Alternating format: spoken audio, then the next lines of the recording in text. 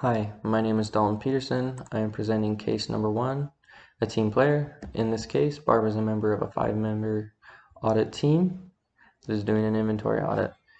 After the inventory count is completed, Diane, another member of the team, admits that there is an error in the audit because she double counted some of the inventory. She tries to downplay it and say that the amount is small and it doesn't really matter and it wouldn't make a difference. Barbara doesn't feel comfortable with this and feels that they should report it to Jessica, who is the senior in charge of the audit.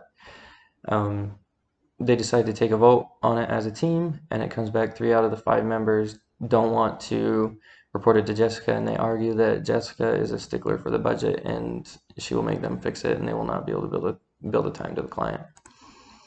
The first question in the case is how cognitive shortcomings play a role in Diane's position. Diane is responsible for the error, so admitting it to Jessica would mean she would have to go to her boss and admit that she did not do her job correctly. She would also be responsible for making the team do work that they could not bill to the client, and she doesn't want to be responsible for that either. We can analyze this case using Kohlberg's model and decide the best way to handle everything. I found that under all 6 stages, the best thing to do would be to report it to Jessica. Under stage 1, obedience to rules and avoidance of punishment. Though the rules aren't given in the case, I'm assuming the rules would point to reporting it to Jessica. And avoidance of punishment for Barbara would be to report it because she didn't make the mistake, and so she wouldn't be punished for it. 2, satisfying one's own needs. Barbara feels that she needs to report it, and she feels that she needs to do so to stay out of trouble. So the best thing to do there would be report it, and then she wouldn't feel like she was being dishonest. Under stage 3, fairness to others, reporting it would be the fairest thing to the company being audited, the company doing the audit, to Jessica and the other member of the team that felt they should report it. The only people who might feel it is unfair is the 3 who didn't want to report it.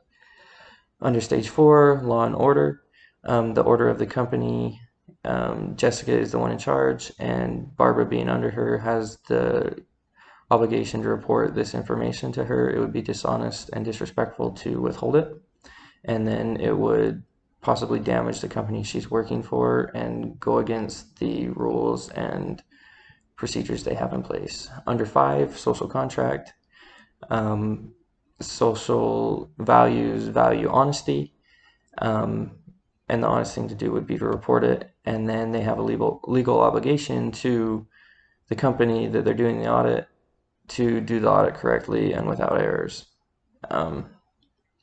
Under stage number 6, ethical principles, if you remove the outside pressures from her coworkers and her boss and everything else, the ethical thing to do would be to report it, because that would be honest and that you wouldn't be withholding information that could be valuable.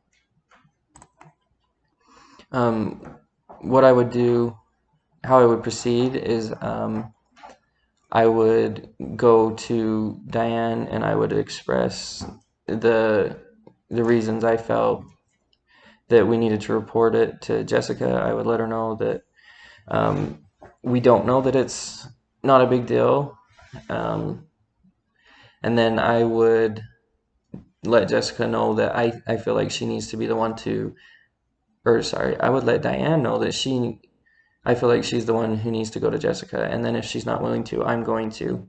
And then I would let the team know that I'm going to tell Jessica, and then I'm sure I would receive pushback that I was making a bigger deal out of it than really needed to be made, or I was making more work. But I would argue that I need to do what I feel comfortable with, and then the extra work was made when it was done incorrectly. We still have the job of making sure that it gets done right. That is case number 1, and thank you for your time.